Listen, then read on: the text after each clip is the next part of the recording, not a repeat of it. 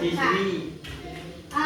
memulai materi hari ini, kita akan membahas tentang sumber daya alam. Apa ada yang tahu apa itu sumber daya alam? Ada yang tahu tidak? Sumber daya alam yaitu suatu proses yang dihasilkan dari alam yang kita manfaatkan untuk kehidupan sehari-hari. Sumber daya alam itu terbagi menjadi dua. Ada yang tahu apa itu? Yang dua tersebut apa? Biotik dan abiotik. Biotik dan abiotik. Ada yang tahu apa yang dimaksud biotik? Silakan berdiri. Biotik adalah sesuatu hal yang berasal dari makhluk hidup seperti hewan, tumbuhan, dan mikroorganisme. Sesuatu hal yang dihasilkannya seperti kayu, daging, dan serat. Silakan bisa duduk. Contoh dari tadi yaitu tumbuhan. Biotik berasal dari tumbuhan. Misalnya tumbuhan dari daun. Daun bisa kita manfaatkan sebagai obat-obatan, makanan, ataupun bisa dijadikan bahan untuk membuat pakaian. Contoh itu dari abiotik. Ada yang tahu dari abiotik? Abiotik, silakan berdiri. Berasal dari benda mati atau bahan anorganik seperti tanah, air, udara, mineral, dan energi alam.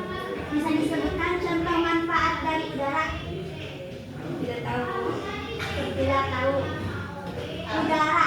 Jika tidak ada udara, maka kita semua akan mati. Maka oleh sebab itu, sumber daya alam udara itu sangat diperlukan oleh seluruh manusia. Karena jika tidak ada udara, maka kita semua akan mati. Nah, tetapi sumber daya alam tersebut juga berdasarkan pemulihannya itu terbagi menjadi tiga. Ada yang tahu apa yang tiga itu? Ya. Coba berdiri, sebutkan nama dan kelas.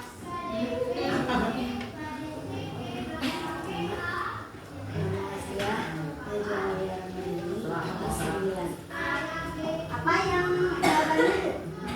Dapat diperbaharui, tidak dapat diperbaharui, dan siap gabungan. Apa yang Anda ketahui tentang yang dapat diperbarui itu? Sumber daya alam yang dapat diperbaharui atau dapat dihasilkan kembali secara alami dalam waktu yang relatif. Contohnya air, udara, sinar matahari, dan angin hutan. Seperti yang dijelaskan oleh teman kalian tersebut yang barusan, contoh yaitu tumbuhan, air, udara. Misalkan air. Jika air tidak dapat diperbaharui, maka apakah kalian akan bisa hidup tanpa air? Bisa. Maka oleh karena itu air sangat dibutuhkan. Karena jika tidak ada air, maka kalian tidak akan bisa minum, mandi, mencuci, dan yang lainnya. Yang kedua yaitu materi yang kedua tidak dapat diperbarui. Seperti tanah, logam, batu bara, itu contoh yang tidak dapat diperbarui. Yang ketiga bersifat gabungan. Contohnya yaitu kesuburan tanah. Kesuburan tanah yaitu misalnya tanah kan tidak dapat diperbarui, sedangkan kesuburan itu bisa diperbarui oleh kalian sendiri. Misalnya dengan melakukan reboisasi, penghijauan, dan menjaga lingkungan sekitar. Maka itu digabungkan, maka bisa menjadi kesuburan tanah. Selanjutnya, sumber daya alam itu ada yang berdasarkan lokasi. Ada yang tahu berdasarkan lokasi itu apa saja? Silakan berdiri. Coba sebutkan, perkenalkan diri dan sebutkan. Nama saya Iqbal Maulana. Sumber daya alam berdasarkan lokasi ada 4. 1. Ada di atas permukaan bumi. 2. Di permukaan bumi. 3. Di bawah permukaan bumi. Dan terakhir 4. Di laut. Contoh di atas permukaan bumi. Ada yang tahu apa saja? Di atas permukaan bumi. Ini bumi, terus di atasnya ada sumber daya alam. Hewan.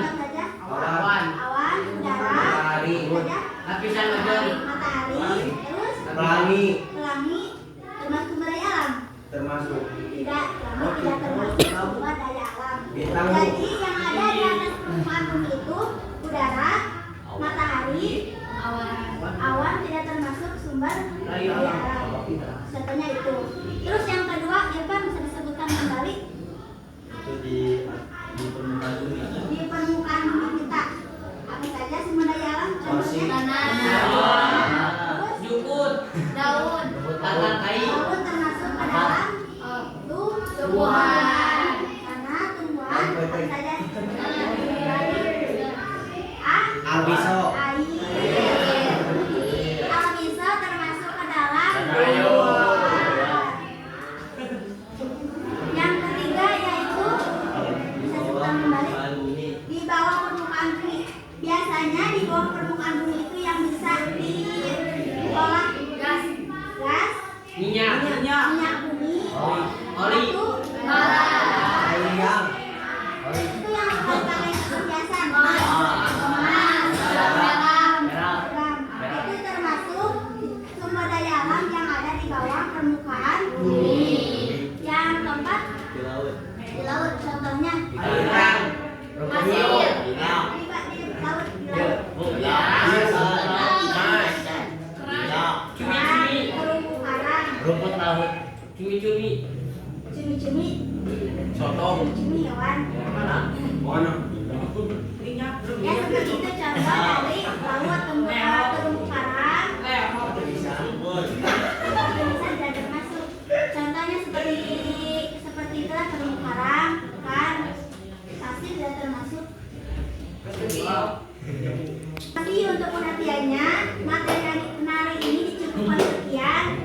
Mohon maaf bila ada kesalahan. Wassalamualaikum warahmatullahi